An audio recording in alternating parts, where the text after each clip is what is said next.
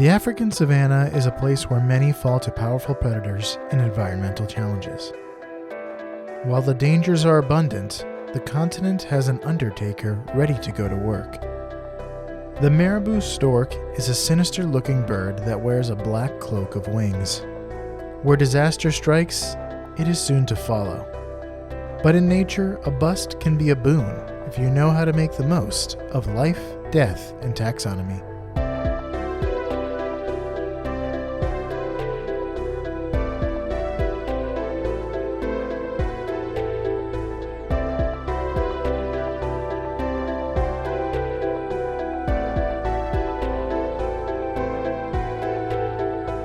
Welcome back to Life, Death, and Taxonomy. It's your 30 minutes of interesting animal information. I'm Joe. And I'm Carlos. Thank you to Cassie for the creation of our theme song. To hear more of Cassie's music, please search Cassie Michelle on YouTube or Spotify. And thank you to Johanna for the creation of this week's artwork. To check that out, you can follow us on Facebook or Twitter at LD Taxonomy in both places, or visit us at our home on the web at ldtaxonomy.com. And a very special thank you to our patrons, to Tristan Taylor, Jesse Raspulich, Carol Raspulich, and Richard Kaspar. Thank you so much for your support. It's greatly appreciated. Thanks for helping us keep the lights on. And today we're talking about a dastardly death hunter, but more on that later. Dastardly is definitely the word I would use. Also, ugly. Some people say this is the ugliest animal. I mean, like, or perhaps the there's ugliest that bird. There's that dog in the memes with the teeth. Well, that's a particular dog. Yeah, it's a particular dog. Sphinx cats also are pretty bad. Oh, Johanna loves hairless cats. Really? Yeah, she for some reason emus? She likes the idea of a rotisserie chicken running around. And she wants, when she pets something, for it to sound like this.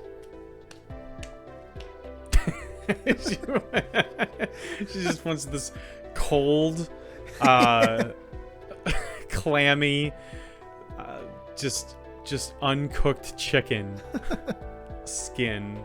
I've actually never touched a sphinx or like a hairless cat before. I don't pet cats because I'm allergic to them, and that would probably be one I would have no problem with. Mm-hmm. But I just don't want that on my conscience. I don't want that feel in my memory bank. The touch, the feel of Sphinx cat, fabric of our lives. Well, we're talking about the Marabou Stork. Mm-hmm. Okay, yes, we're talking about the Marabou Stork. I read it and then I started doing my research. I typed in Malibu Stork. I was like, what? So then that's why the first nickname is Marabou Beach Party. Nice. It's also I'm also going to call it the Swaddled Waddle and Bony Stork, or the Marabou sugar-free honey stork. Nah, I forgot that. Honey stork. That actually, yeah, it's gummy. We'll find out about stuff. Oh yeah, gummy. But honey is something to do with this. Marabou sugar-free gummy stork. It will clean you out. Yeah. Let's taxonomize this dastardly boy. It's in the kingdom you know, love, and are in. The kingdom is Animalia. The phylum is Chordata, because it has a spine. The class is Aves. It's a bird. I knew you knew that. Probably don't know this one, though. The order is Siconiformes. The family is Siconidae.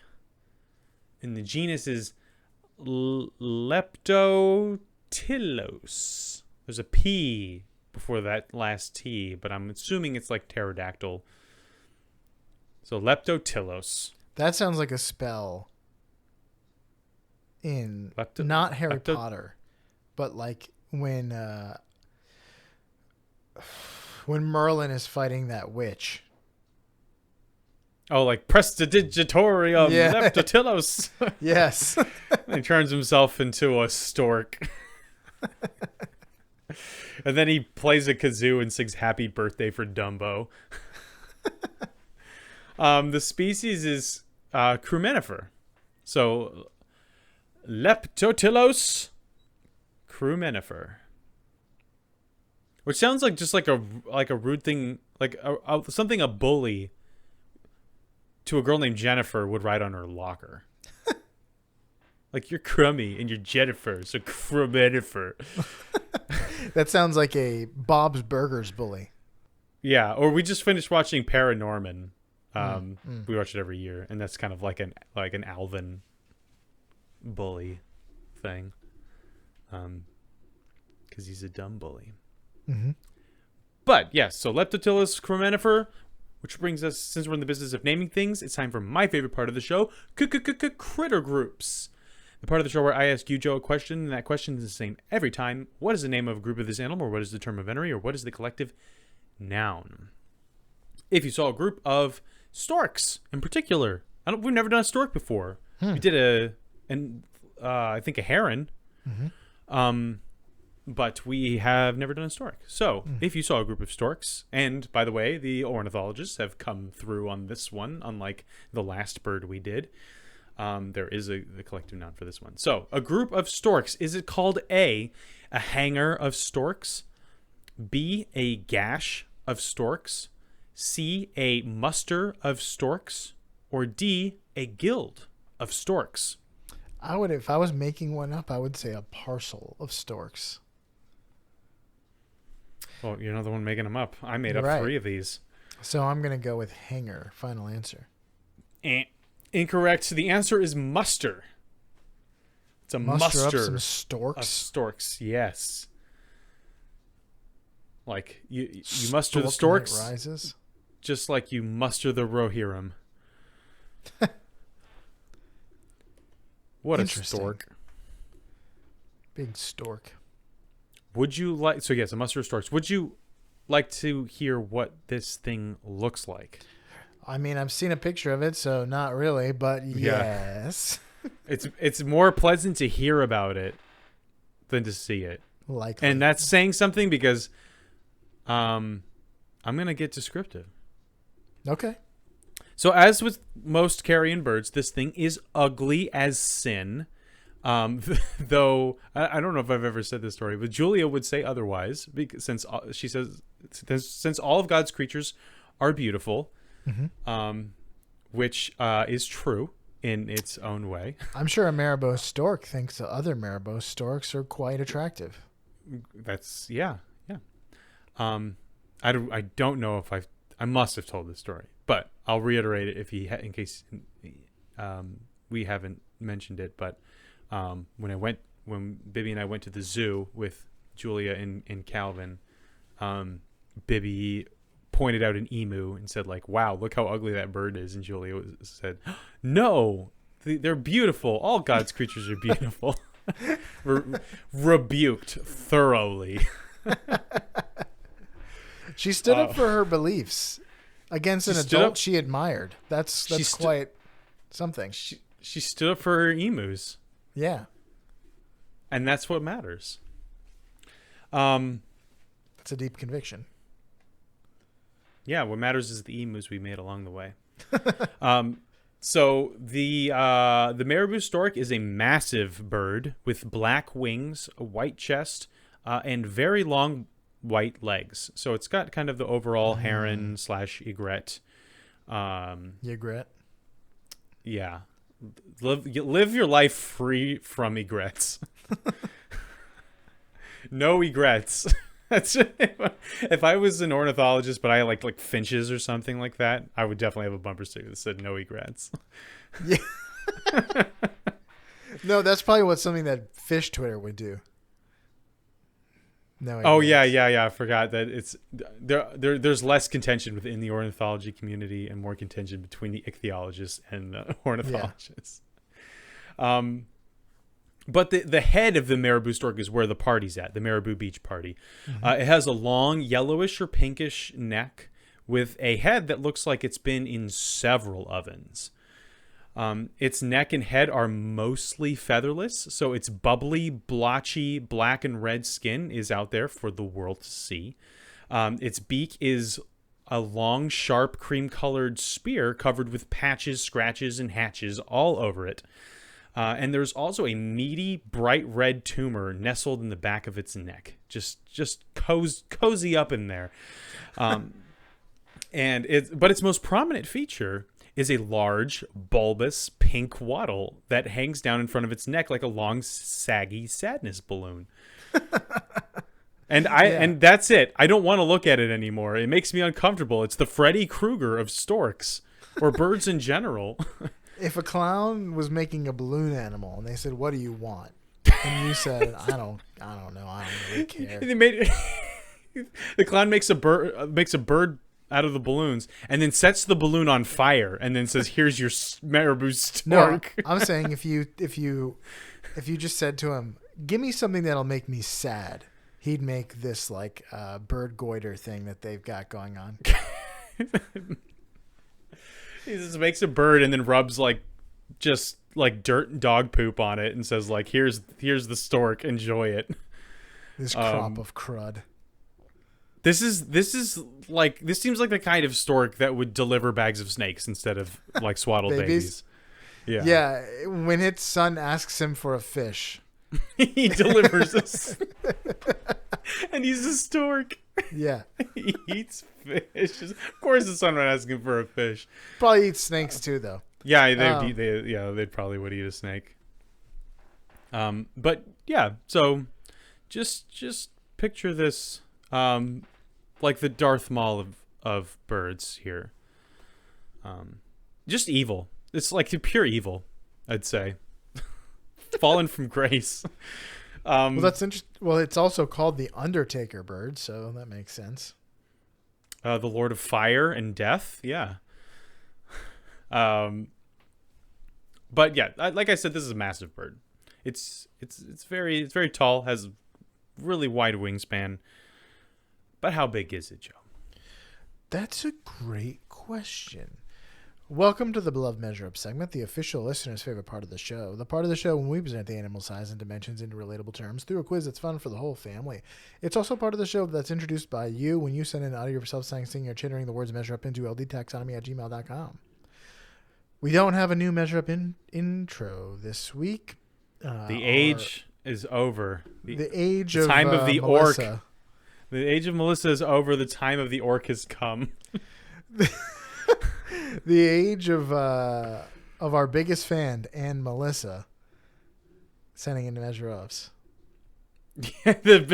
Our loudest fan, I'd have to say. And our loudest fan that happens to oscillate. While I pull up something from our greatest hits, we got our very first sponsorship request. What? And I'm not going to tell you who it's from because I don't think we're going to actually do it. Because it is for I'm not going to say the name of the company, but it's like a snake oil brain medicine type thing. Is it goop? No. Did Gwyneth Paltrow email you? Yeah, have you heard of nootropics or nootropics? I'm not sure which. I have heard nootropics. It's one of those. We've written about nootropics in for our addiction medicine it's blog. I don't think that they most of these things can back up their claims and stuff. We've also been invited to multiple social podcasting platforms. We've done that in the past. No, this not like this. Not like this. Not like this. Without further ado, the listener's favorite part of the show.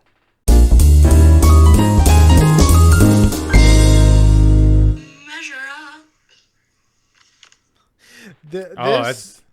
This is remember Alora?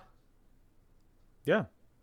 Yeah, she this was a video she sent, and it was she just took a video of a bird book she has and said measure up over it. I like it. That's the jazzy one. I remember it. Jazz it up with Zatarans or with Allura. What? You don't know What is Jazz any it of up with this stuff? Zatarans? Those jewelry brands?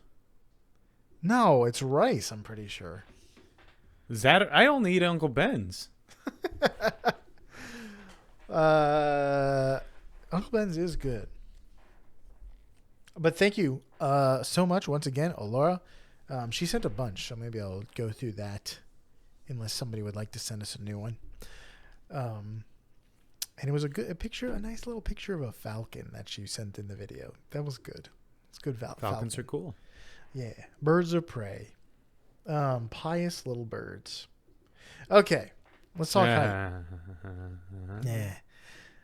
152 centimeters. Or 499 feet. What? 4.99 feet. This bird. Its dimensions are bigger in America. It's a kaiju. It's a transdimensional, like, Doctor Who-esque kaiju. Well, it's small in the UK.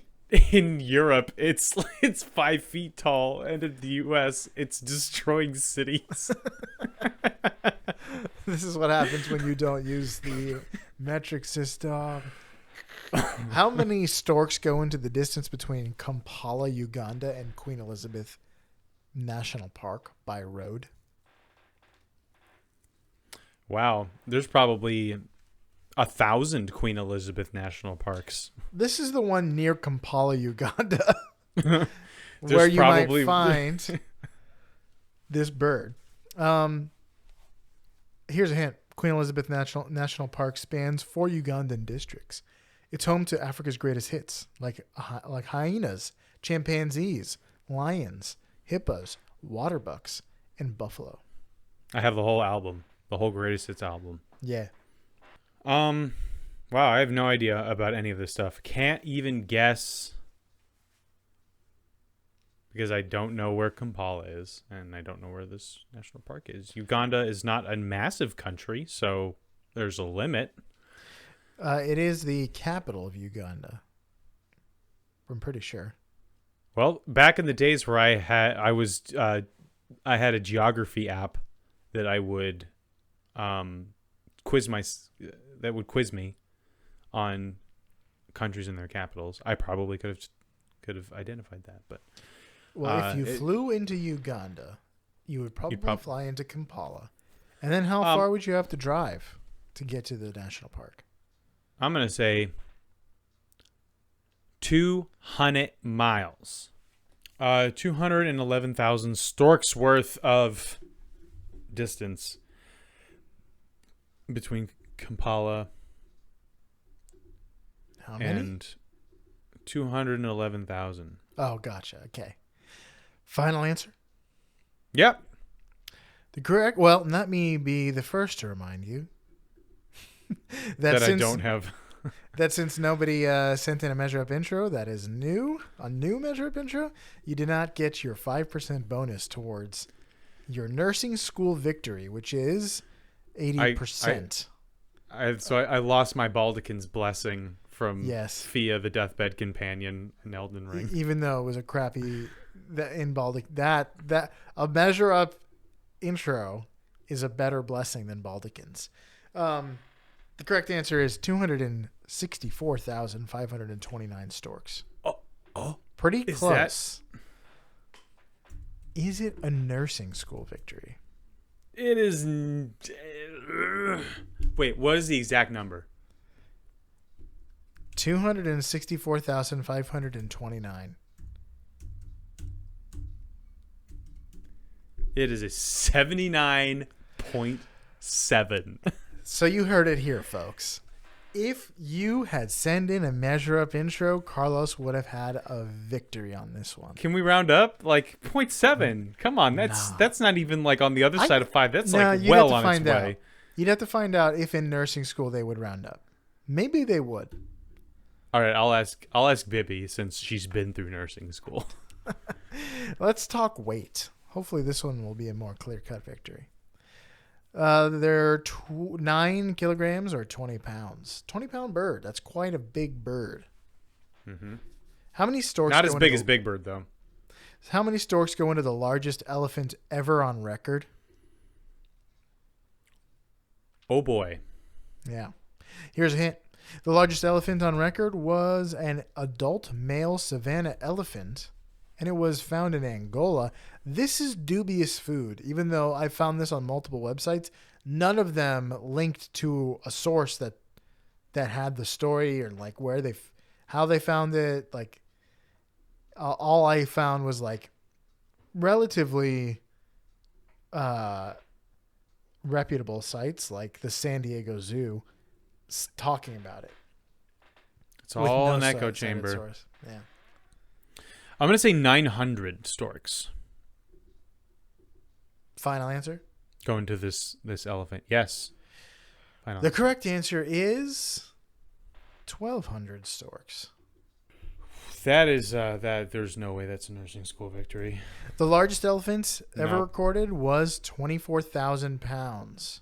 Yeah, I put 18,000 pounds. That's 11,000 kilograms. That is twice as heavy as the average African bush elephant. I think they said it was like a meter taller than other elephants around it. That's like it's Ella Hulk. That is a huge elephant, a huge animal, to be sure. I found another article about this giant elephant that had tusks that went almost all the way to the floor. Like it had huge tusks. And it was also a huge elephant. And guess what happened Mammoth. to him? He died of old age, living happily, sipping on peanut butter iced tea. No, he was poached for his ivory. Oh, and he was poached, I think, with a poisoned arrow. The worst way to go. What cowards couldn't even take him out? Mono elephant. Oh wow. Okay, group of poachers, and they play rock paper scissors shoot to say which one of them is going to take the Bowie knife and take out the 20,000 pound elephant with the tusks that go all the way to the ground. It, yeah. Want to poach an elephant? Take it out with a Bowie knife. Be a man. Like I wouldn't even want to take a buckshot to that thing. Yeah. It's like wow, I don't even think I'd make it through its skull. It'd just turn around and trample me to death. And it should. I'm a poacher. I deserve it. I hate what I've become. I'm rooting for the other guy. And the other guy's 24,000 pounds. Yeah. Yeah, so that's that. 2 near victories. Maybe, would you have won both of them if you had a measure up? Yes. Because I got 75% on that last one. That's a tough loss. Yeah, it hurts. That's just a yard short of the goal line. I don't think I'm going to get that much sleep tonight now. You're going to get some, just not that much. Which is true most of the time. People say I didn't get any sleep last night. Yeah, like I didn't sleep at all. It's like you slept some, probably. Unless you were like actively doing something all night, like watching something or playing a game or working. Backflips. Studying. So that's all I got for that. All right. It also has a 12-foot wingspan, which is elephant? Yeah. I imagine the elephant has a much bigger wingspan. No, the Marabou Stork has a 12-foot wingspan. It's a big bird. Yeah. So Marabou Storks live in most of sub-Saharan Africa, with the exception of the more arid desert regions like the Kalahari. And it also doesn't live in South Africa.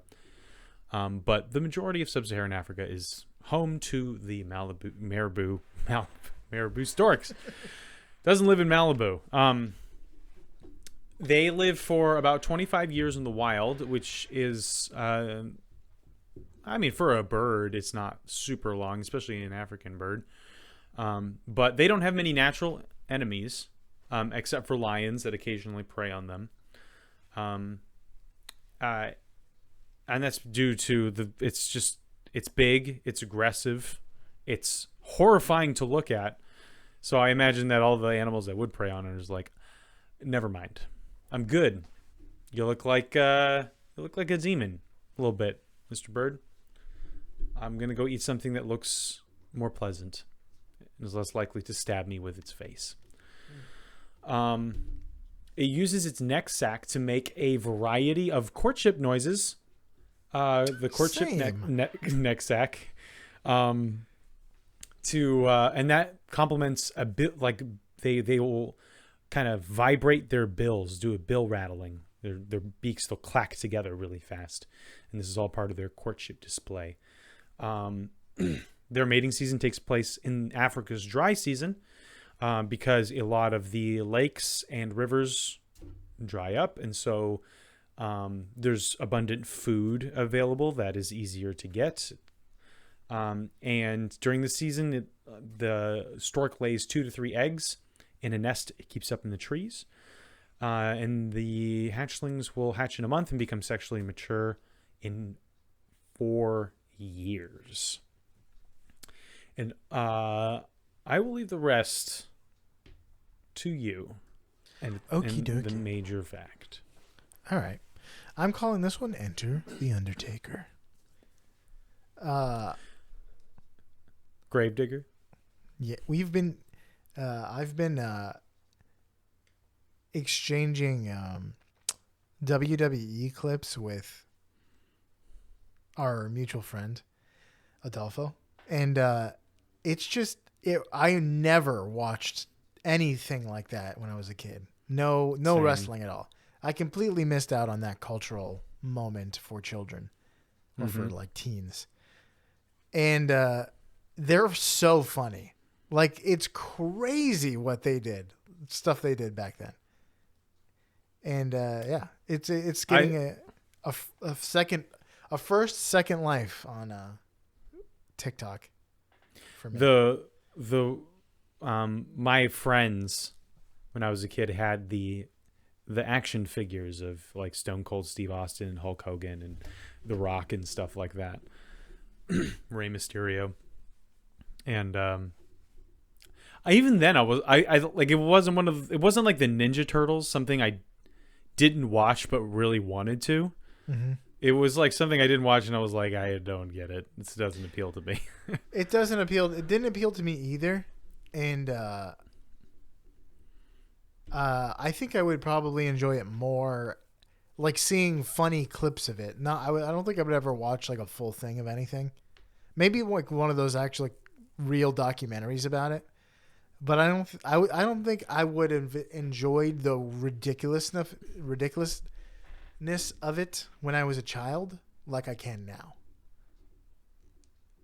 Well, anything involving that, anything that is attached to Macho Man Randy Savage would be delightful to watch at this point, like ironically, and make fun of. So that's why the only wrestling match I've ever seen is between Bonesaw and Peter Parker. The Marabou Stork is called the Undertaker for many reasons, and for many animals of the savannah, its presence is an ill omen. Marabou storks are more like vultures in their eating habits. They prefer carrion, and they're able to consume rotting flesh just like a vulture. And like their rough-looking appearance is due to partly their featherless head, which you described, and like it does look like it has burn marks on it because it's just got like, it's pink and black. Not good. It's not good. But like, just like the vulture, their heads are featherless because when they eat rotting meat, it won't get stuck in their feathers and cause infections. But I was thinking about that, and like, wouldn't any bird of prey eat meat and like have blood and guts get in their feathers and rot? Not necessarily. I think with the vulture, and I think we mentioned this in our condor episode, California condor, but it's the fact that they stick their entire heads inside the carcasses of large animals, and so like they're just going to be absolutely coated in it every single time they eat, where other birds of prey usually eat small animals that they pin down with their talons and then just kind of like eat it. And yeah, it might get in there, but like it's different than just like sticking your whole head in a rotting deer carcass, which is already decomposing and has all kinds of bacteria on it. Yeah. I say take a bath, but whatever. I guess just have a featherless, horrifying, ghoulish head instead. So unlike many vultures, the Marabou stork isn't above eating live prey like other storks do. And they may eat fish, frogs, insects, eggs, small mammals and reptiles, other birds, and pretty much anything that'll fit down their throat. So these storks share traits with the vulture we've covered in the past. Or was it the condor? I can't remember what the California condor, yeah. We did the California condor. We also did another.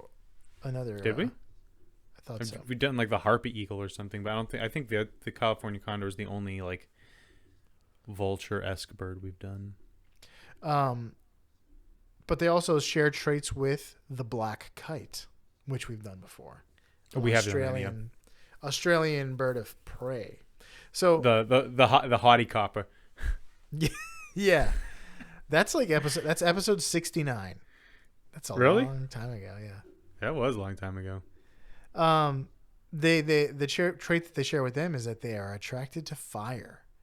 Brush fires flush small prey out of their hiding places and make for easy pickings for our Undertaker friend.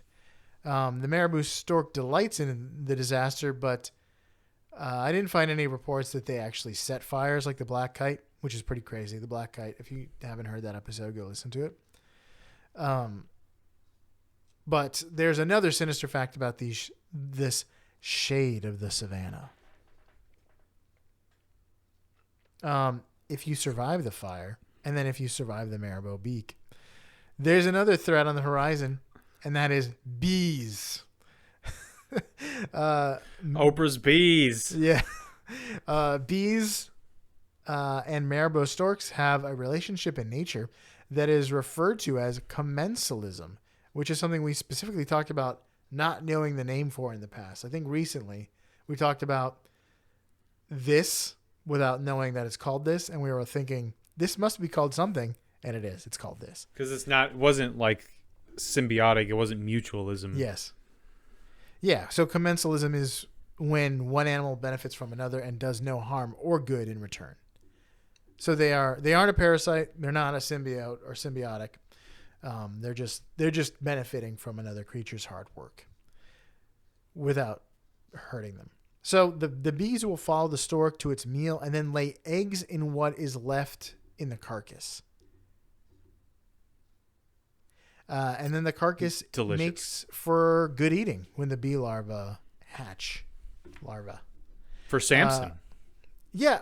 So when Samson ripped a lion like a young goat in the Bible.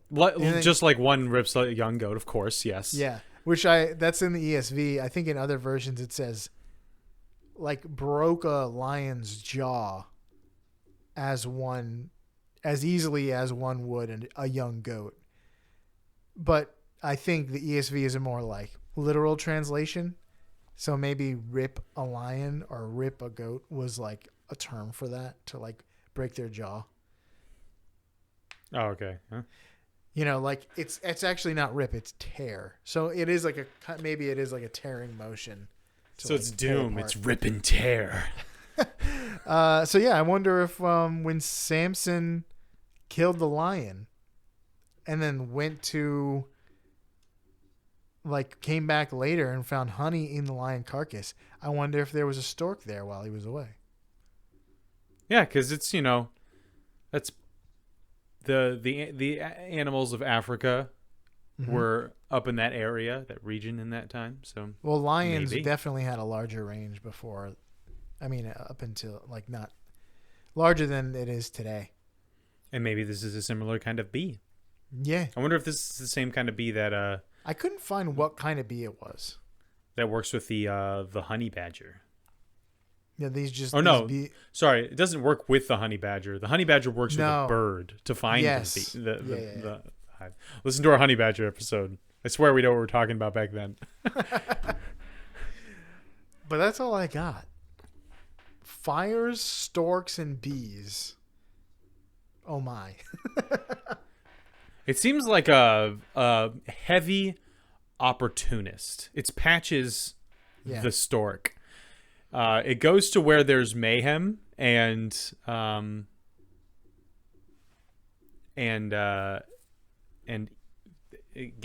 eats its fill. Yeah. I have here that they during mating season they'll switch over to live prey so they can feed fresh food to their young. Did you say that already? Oh, I did not. Yeah, so they usually eat carrion, but they don't want to feed carrion, a lot of carrion to their young. So they'll switch over to mostly live prey during mating season. But many populations have adapted to eating human garbage. Mm-hmm. You're garbage, human garbage. I think that that was was Bob Barker says.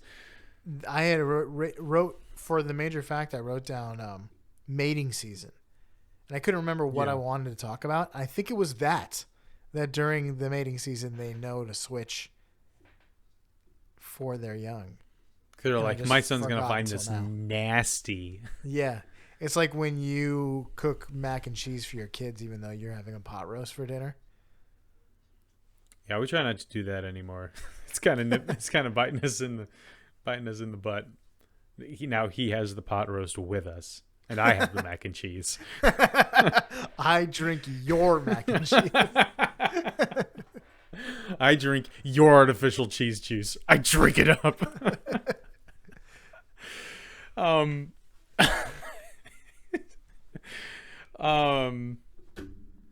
Yeah, so they will when they live in urban areas, they'll eat human garbage, and they'll eat pretty much anything that comes their way. They've even been known to eat shoes and pieces of metal and things that should not be eaten normally. And they've taken to eating food from people, like giving it to them. But the problem is these are not nice birds. These are not pigeons. They will, and they're also, pigeons are small, and these are not. They're 5 foot tall, 12-foot wingspan, ugly death birds. And they will turn violent if you don't give them food, and they expect it from you. So can you just imagine walking down a street in a sub-Saharan African urban area, and then just there's a bird as tall as you there, yeah. And it looks at you and and you just get this shoebill glare, and then it just runs at you or something, or it gets toward you and starts walking faster, and you're just like,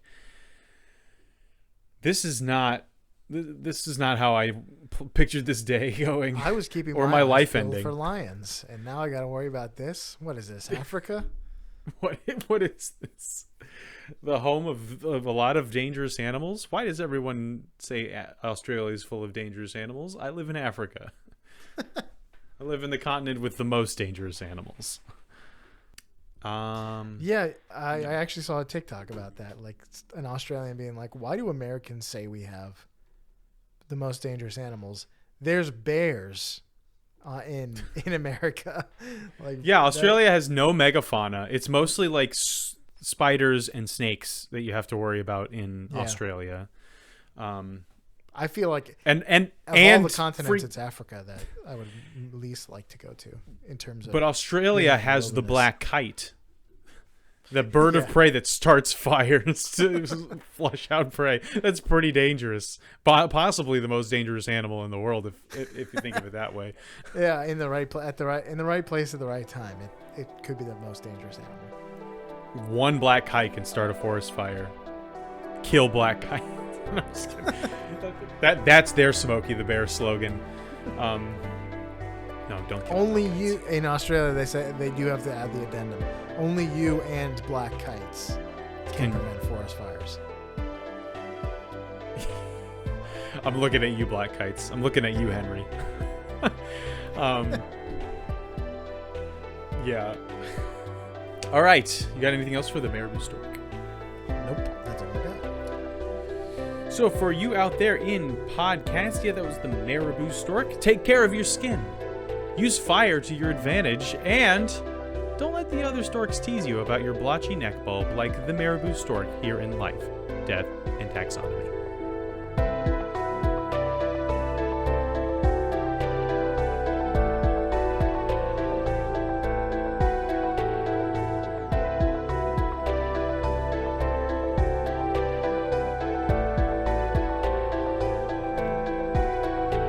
Hey Taxonomy Titans, I just want to remind you that we now have a Patreon. Patrons can see full video episodes and get shoutouts on the show. But ultimately, it's a way for you to help us cover some costs and get even better. Still, reviews are the best way to help us grow. So if you haven't left one yet, we'd really love to hear from you. As always, thanks for listening and engaging.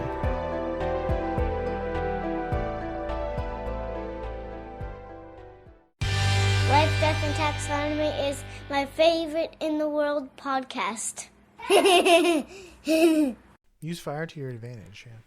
Yeah. We've been doing that for a long time. Yeah, ever since Prometheus did that, like, solid. He did us a solid. That avant-garde move Prometheus came in clutch with.